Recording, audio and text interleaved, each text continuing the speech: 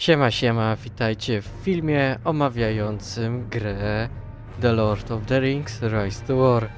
No tak jak wiecie, taka smutna rzecz, grę zamknęli serwery. Eee, no i nie mam w co grać. Nie no, zostaje jeszcze komputer i inne gry, ale to była naprawdę fajna gra i myślę, że warta jest jakiegoś krótkiego filmu, który omówi jakieś tam historie tej gry, czy też mechaniki, jakie frakcje były, jak tam się walczyło, zdobywało pole na przestrzeni lat, bo było kilka aktualizacji, które mocno zmieniły grę. Nie wiem, może trochę niektóre rzeczy zostały uproszczone, ułatwione, a tak to po aplikacji, po aktualizacji wersji 2.0 wielu graczy odeszło. Narzekało na te zmiany, jakie zaszły. Było co narzekać, ale nadal ta gra trzymała ten swój poziom. Była nadal dobra, nadal razem z kolegami graliśmy w nią. I w tym filmie właśnie przedstawię trochę zdjęć z tej gry. Przedstawię potem bohaterów, jacy byli w tej grze. Pokażę, budowa miasta na przykład się zmieniała, ale to w filmie przedstawię. Taką krótką historię też przedstawię. Tak jak widzicie, nagrywam w słuchawkach i z mikrofonem, który mam od brata. A to dlatego, że mam taki mikrofon. Taki. Ale on z jakiegoś powodu nie łączy się z laptopem. Laptop go po prostu nie widzi. A tak to byłby o wiele lepszy, byłby sobie tu leżał w ukryciu, nie byłoby go widać. Moja cała głowa byłaby widoczna dla was. A tak to tak muszę nagrywać. Ten mikrofon jest trochę gorszy niż tamty, bo wygłusza tak głos. Ale coś, trzeba jakoś sobie radzić. Także zapraszam do tego, mam nadzieję, krótkiego materiału.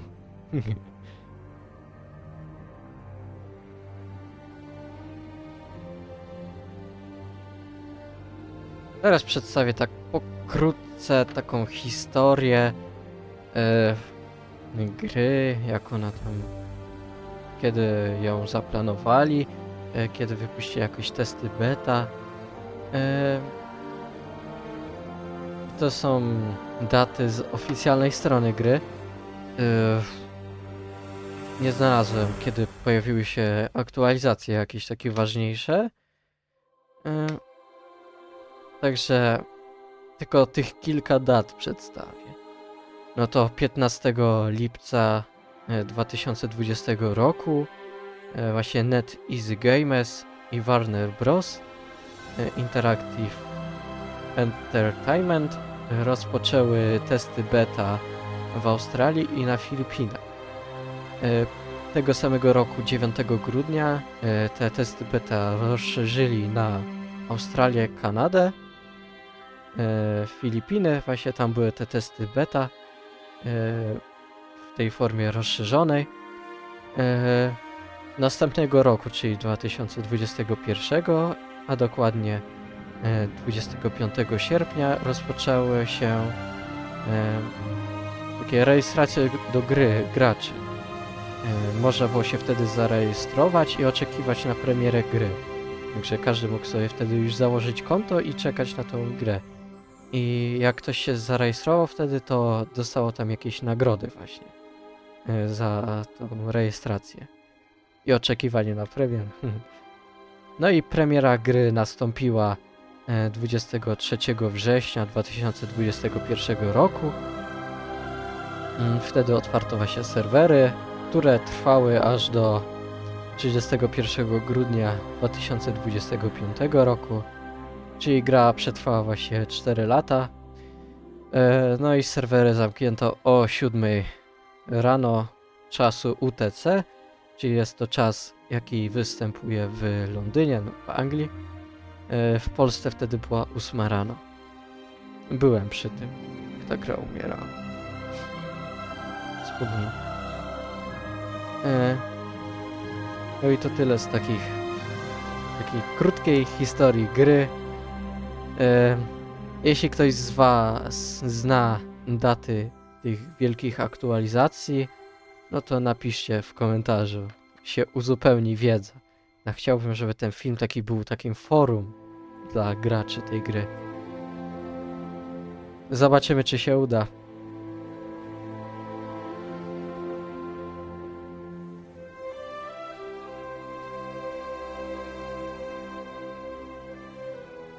Pierwotnie w grze było tylko 6 frakcji. Był nim Gondor, Lothlórien, Rohan, Erebor, Mordor i Isengard.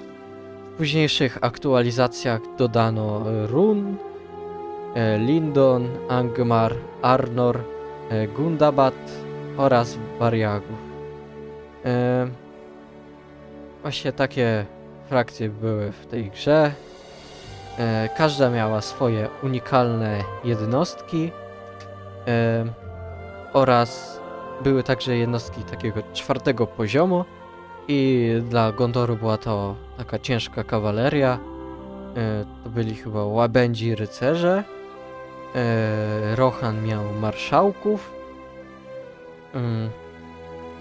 Lothlórien miał, nie pamiętam już, ale jakiś elfich wojowników. Na oficjalnej stronie gry chyba są podani ci wszyscy. No, wszystkie te unikalne cechy frakcji. Erebor miał 4. poziomu krasnoludzich wojowników. Bardzo dobrych, zawsze ich używałem. Mordor i Isengard. Nie pamiętam. Naprawdę nie pamiętam. Mam nadzieję, że na tej stronie oficjalnej chyba tam było napisane. Także sprawdźcie sobie.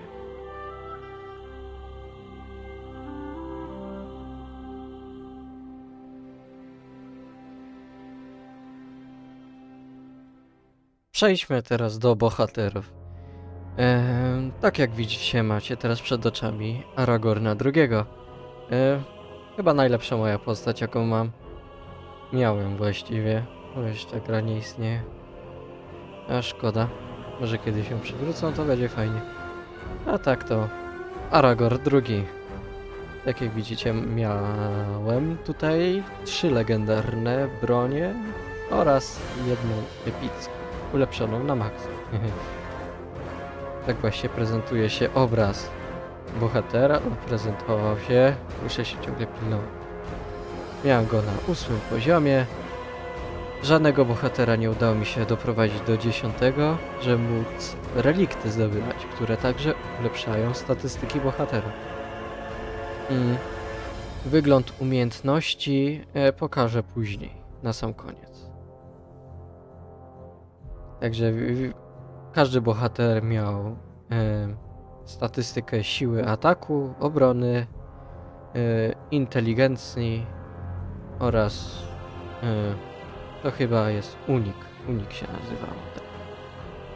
Bo mógł się unikać obrażeń przeciwnika. Każdego bohatera także ulepszało się poziomy doświadczenia. No tu akurat Aragorn jest na 46 z 50 poziomu.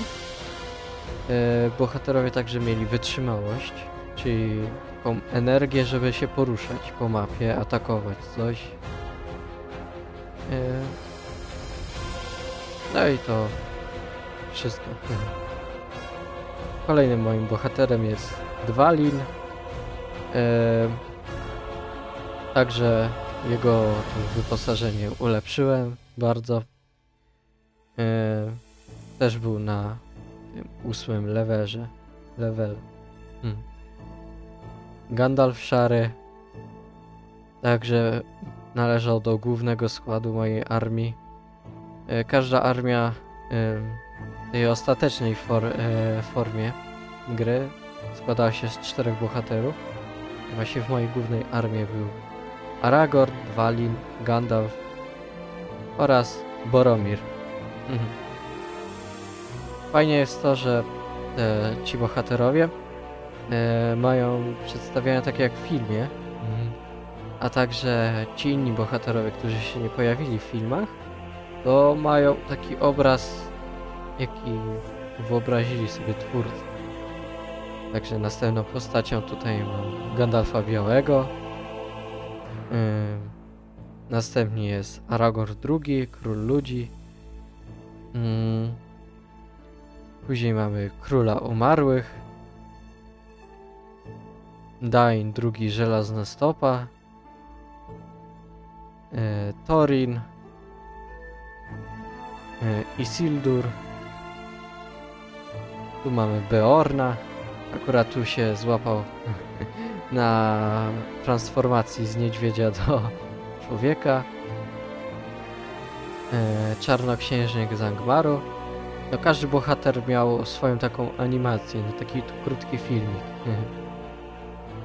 Tutaj mamy drzewca, który zaraz tutaj tego orka zabije. Azog. Eowyn. Tutaj jak w hełmie jest, a tu już bez hełmu. Gimli. Theoden. Arwena. Czy Arwena. Nie wiem jak się poprawnie powinno wymawiać. Falgin. Eomer. Balin. Tutaj jest Adunae. To jest taka bohaterka ciemnej strony. W zasadzie to nie wiem co o niej powiedzieć. Właśnie ci bohaterowie ciemnej strony to albo są wymyśleni, albo to są bohaterowie, których Tolkien tam, nie wiem, raz gdzieś wspomniał. Także trudno mi jest cokolwiek o nich powiedzieć. Dostępu do ich opisu, jaki tam twórcy gry wstawili, no to nie mam, bo no, gry nie ma. Właśnie szkoda, że nie porobiłem tych rzutów ekranu, opisów tych bohaterów. No, szkoda.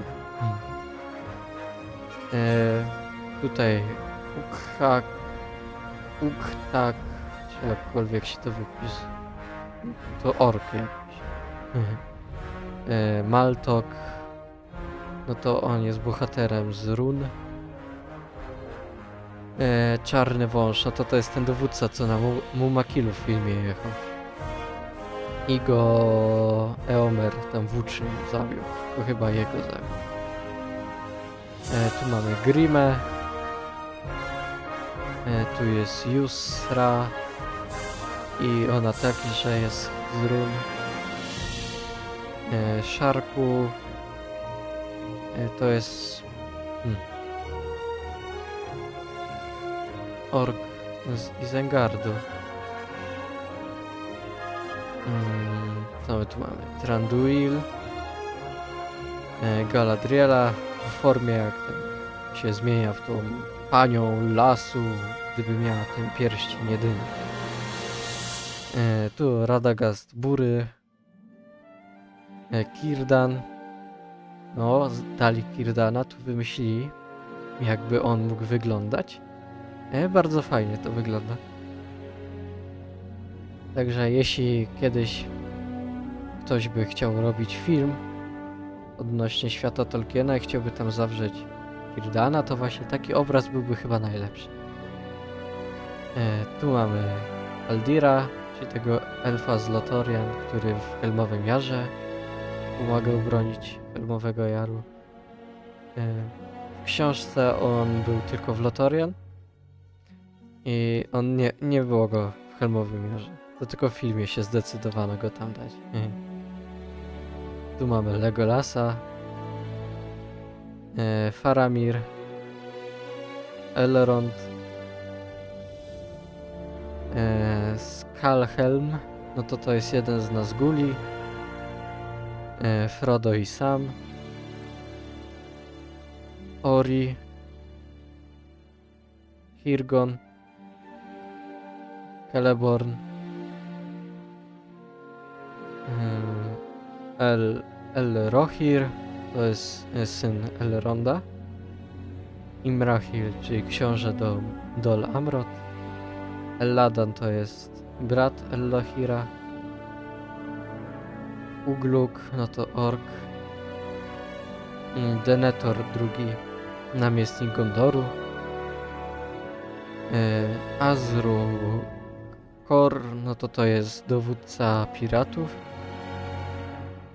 Lutz, Cień, no to jest jeden z Nazguli, Kaldon, no to jest Run, bohater, Merry Pippin, Gorbak, Agzok, Shagrat, Saruman, no to jest, bo tu teraz będą bohaterowie, których nie udało mi się zdobyć. No to jest Saruman, Gil-galad, Sauron, no tu jako ta postać oko, a tutaj jako postać Annatar, czyli Pandar. Kirun, nieśmiertelny, no to Nazgul. Berutiel to jest taka królowa Gondoru i ona była bardzo nielubiana i miała właśnie te koty, to byli jej szpiedzy. I ona właśnie tymi kotami szpiegowała mieszkańców miasta. Kestaro, no to Nazgul. Sunind, no to wojowniczka Haradrimów. Bard, no to łucznik, ten co zabił smoka. Oglurk, no to jest jakiś potężny przywódca orków i został pokonany przez Beorn. Tak przynajmniej było w tej grze.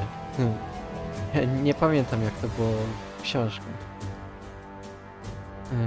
Helm, nie wiem dlaczego, ale twórcy gry przetłumaczyli go jako hełm. Powinno być helm. No ale jest fajnie.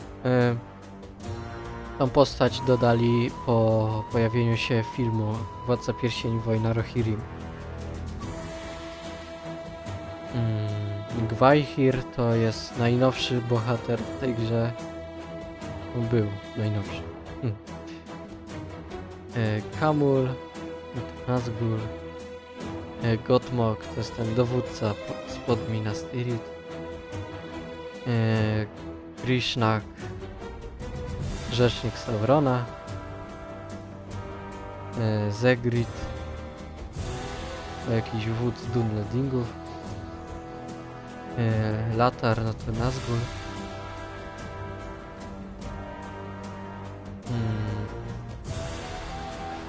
Farwun też Nazgulem chyba był. Glasha. Nie wiem kto to jest, jakaś stara przedstawicielka rasy orków. Czyli orkowa baba. No i teraz tak wyglądało właśnie drzewko umiejętności. O ile można to nazwać drzewkiem. Każdą umiejętność się odblokowało w zależności od tego poziomu, jaki się wbiło, no nie wbiło, tylko zrobiło na bohaterze. Chodzi tu o te levele, poziomy, które się zdobywało poprzez obdarowywanie bohatera jakąś rzeczą. No i tu na przykład Aragorn miał umiejętność Anduril, wódz Dunedainów, obieży świat, ukryty dziedzic. I każdy z tych można było zdobywać punktami umiejętności, jakie się zdobywało za poziomy, które się właśnie te expa wbijało. Dwalin miał na przykład doświadczony wojownik, muzyk, krew Durina, awanturnik. W zasadzie chyba wszyscy krasnoludowie mają tą krew Durin. No i zawsze jak się miało bohatera krasnoluda, to pierwsze co się robiło, to właśnie tą krew Durina odblokowywało. Gandalf miał tu umiejętność szary, Mithrandir, Biała Rada, Czarodziej. Boromir ma umiejętność dowódca straży, Białej Wieży, Róg Gondoru, Opiekun, Dziedzic. A teraz pokażę wam kilka reliktów, jakie można było zdobyć w grze.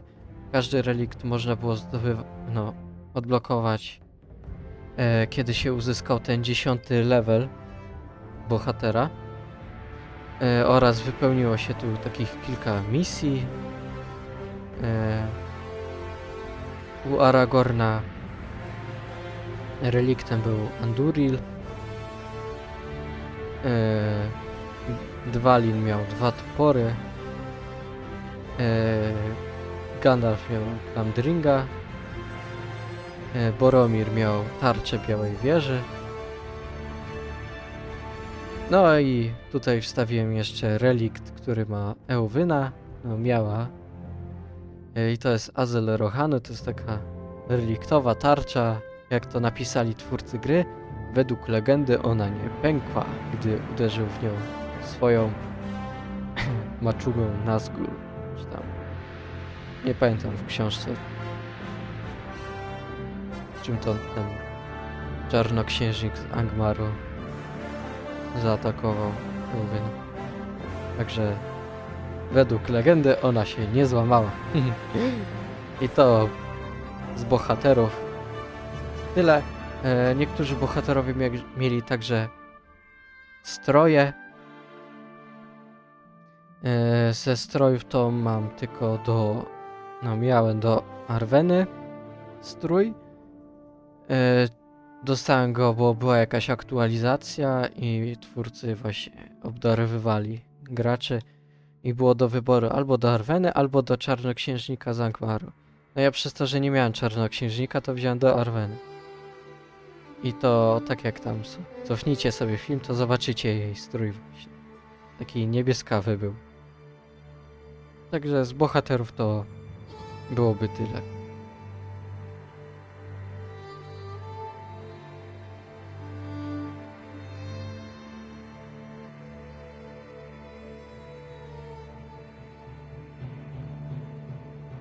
Teraz przedstawię tak pokrótce takie inne rzeczy, czyli na przykład wygląd miasta, tak jak teraz widzicie, tak wyglądała osada w grze, no już rozwinięta na maksymalny poziom, bo raz z poziomami wygląd tej osady się zmieniał.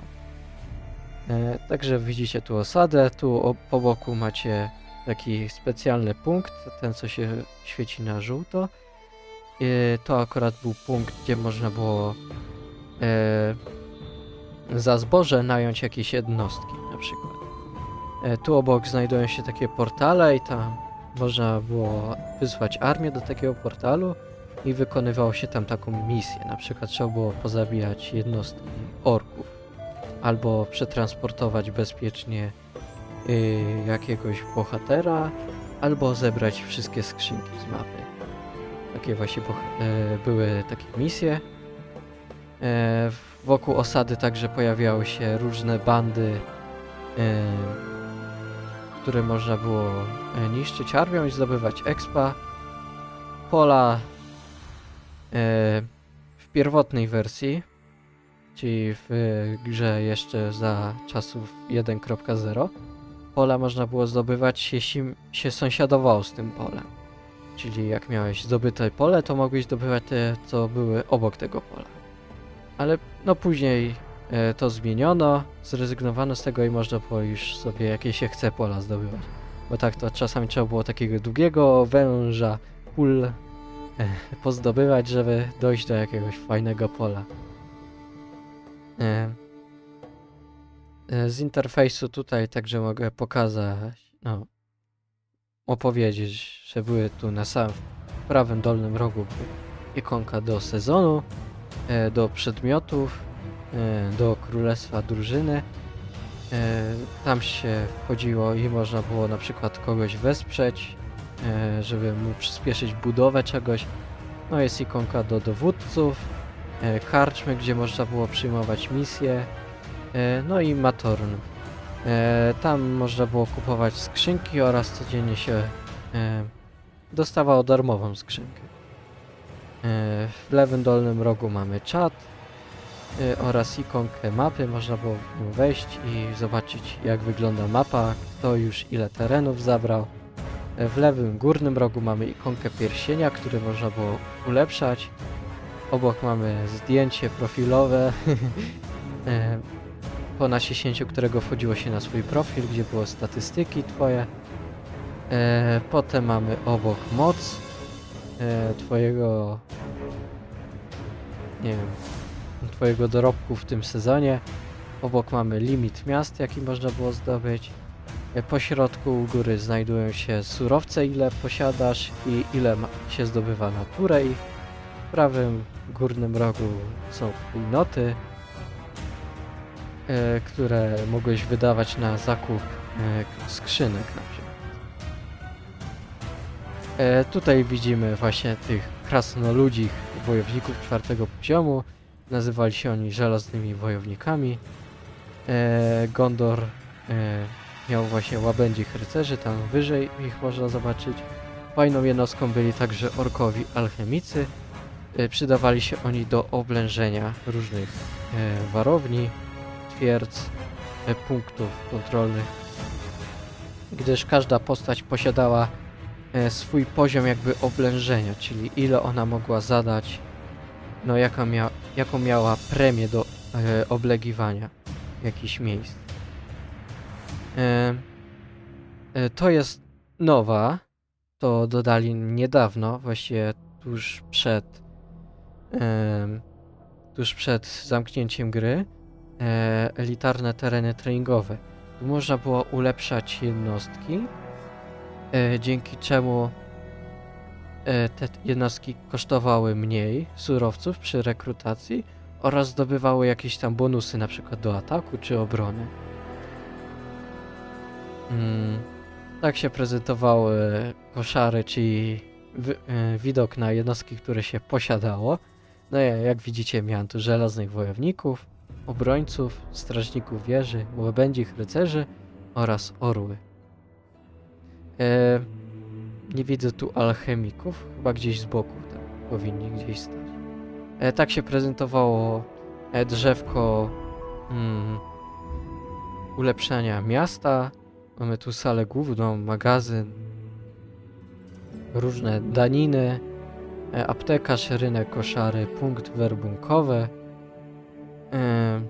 Także mamy komnatę dowódcy, blanki, czyli ulepszanie murów, żeby miasto miało więcej żywotności, więcej siły obrony. Tereny treningowe, elitarne tereny treningowe, wieża łucznicza, centrum zasobów. Centrum zasobów to chodziło o to, że mogłeś na mapie na swoich polach stawiać takie warsztaty i one produkowały więcej surowców. Tu z boku znajdują się także ikonki koszar unikalnych dla różnych frakcji. No i tu mam dla frakcji krasnoludów. Z każdym poziomem tych kwater odblokowywały się kolejne jednostki, lepsze od poprzednich, aż dochodziło się na 10. poziomie kwater do żelaznych wojowników. Tak się prezentował ryneczek. Można było tu kupować za złoto i srebro różne bonusy, czy też skrzynki z jakimś wyposażeniem, czy darami dla bohaterów. Istniał także handel wymienny, czyli można było jakieś surowce, których miałeś za dużo, wymienić na te, których miałeś mało. No i sklep dokonań, czyli w czasie, gdy walczyłeś z innymi graczami, zdobywałeś punkty dokonań i mogłeś je wymienić na surowce, skrzynki, czy też zwoje doświadczenia. Tak wyglądał aptekarz. Można, po bitwie część jednostek zabitych można było uleczyć. Tak się prezentował statystyki mojego miasta. Wybrałem na ostatni serwer styl krasnoludów. Zaczynałem w Górach Błękitnych. Nie mam dobrobytu, tu 51 000. Wszystkich dokonań tam 400 000 ponad. Można było zmienić styl. To taka ciekawostka. Tak wyglądał mój ekran profilowy. No ja się nazywam Wojanir. W mocy ziem, których przejąłem, był na 52 miejscu na serwerze. No w dokonaniach nie udało mi się dobić do takiego wysokich dokonań, żeby no, gdzieś na tym rankingu się załapać, bo ranking był chyba od 100, no 100 osób było w rankingu. Tam na dole jest przegląd sezonów. Właśnie żałuję, że nie porobiłem sobie rzutów ekranu, bo tam są każdy sezon jaki się rozegrało, to tam były statystyki tego sezonu oraz w jakim czasie grało się ten sezon, czyli były wszystkie daty rozpoczęcia i zakończenia. Żałuję, że nie zrobiłem właśnie zdjęć tego.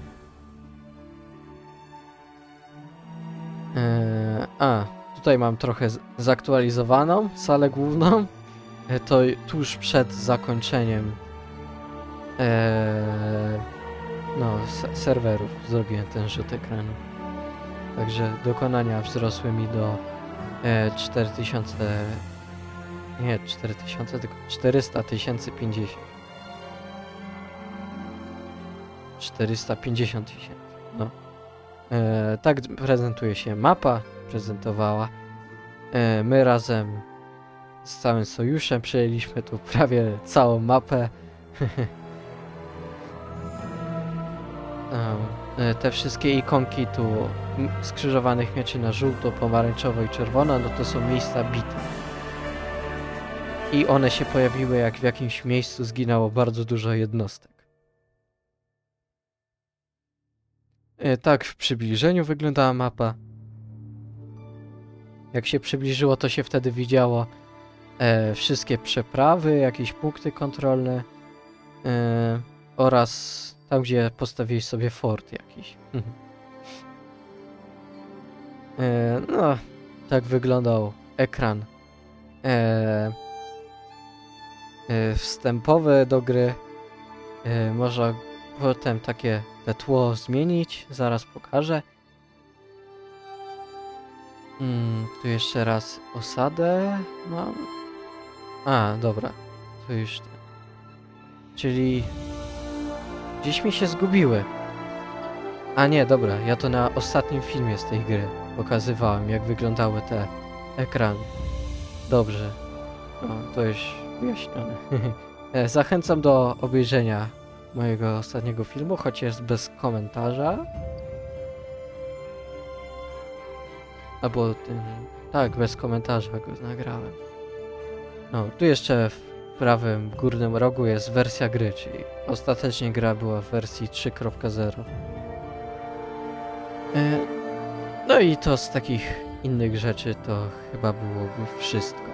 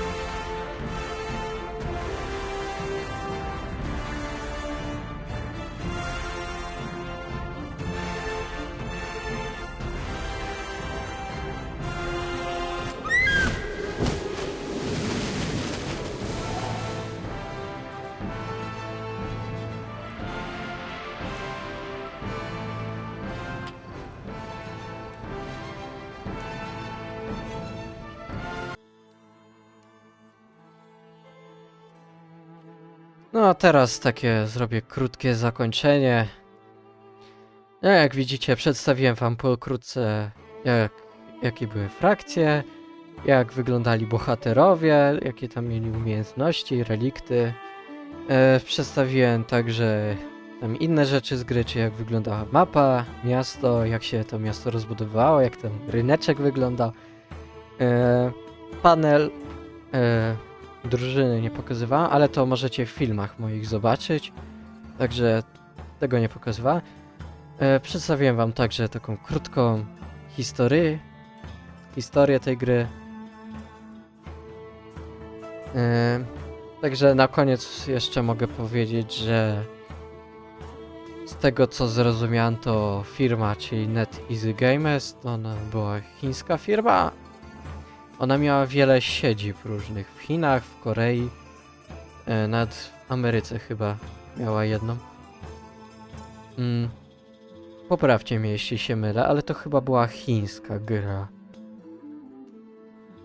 Na oficjalnej stronie tej firmy, no to tam możecie znaleźć wiele gier, jakiś tam anime, czy cokolwiek to jest, takie w stylu właśnie azjatyckim.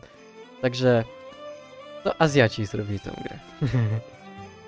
Razem z Warner Brosem, czyli z wytwórnią, która wydała film. Także co mogę jeszcze powiedzieć na zakończenie? No, bardzo fajna gra to była. Normalnie to bym ją polecał, ale już jej nie ma. Także jak kiedyś by otworzyli z powrotem te serwery, także zachęcam gorąco wszystkich, żeby zagrali w tą grę. Wszystkich fanów Tolkiena oraz widzów filmów całej trylogii Jacksona. Może kiedyś ktoś zrobi jakąś piracką wersję tej gry, gdzie będzie można się zalogować na swoje konta i zagrać. No fajnie byłoby zagrać znowu w tą grę. No cóż. Mówi się trudno, żyje się dalej. Oczywiście na koniec chciałbym pozdrowić tutaj wszystkich kolegów, z którymi grałem, z kolegów z drużyny Lisów. Polecam naszego wielkiego szefa Ignacego. Pozdrawiam także Dywiego, który polecił mi, jak ułożyć bohaterów poprawnie, jak tam poulepszać te ekwipunek bohaterów. To on właśnie ułożył mi główny skład. Także go pozdrawiam i dziękuję mu za to, że zaopiekował się troszkę moim kontem. Powiedział mi, co i jak tam zrobić, żeby grać lepiej. Bardzo miło wspominam wszystkie sezony z tej gry. Właśnie żałuję, że nie porobiłem screenów właśnie tych statystyk sezonów, jakie rozegrałem. Szczególnie pierwszego sezonu. No cóż. No trudno. Także teraz zabieram się do montowania filmu. Może dodam w tle muzykę, soundtrack z tej gry. Także będziecie... Mam nadzieję, że YouTube mnie nie zdejmie tego filmu. Także... Co tu dłużej mówić? Czekam na czasy, kiedy ta gra powróci znowu. Znowu serwery otworzą. Znowu będę mógł grać dalej w tą grę. Naprawdę to była bardzo fajna gra. Także widzimy się w następnym filmie, a grę zobaczymy nie wiem kiedy. Także pa pa.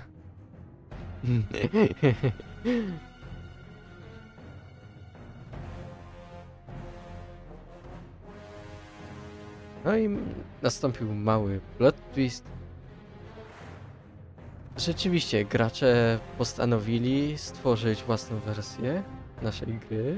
Nazywa się Wake to War.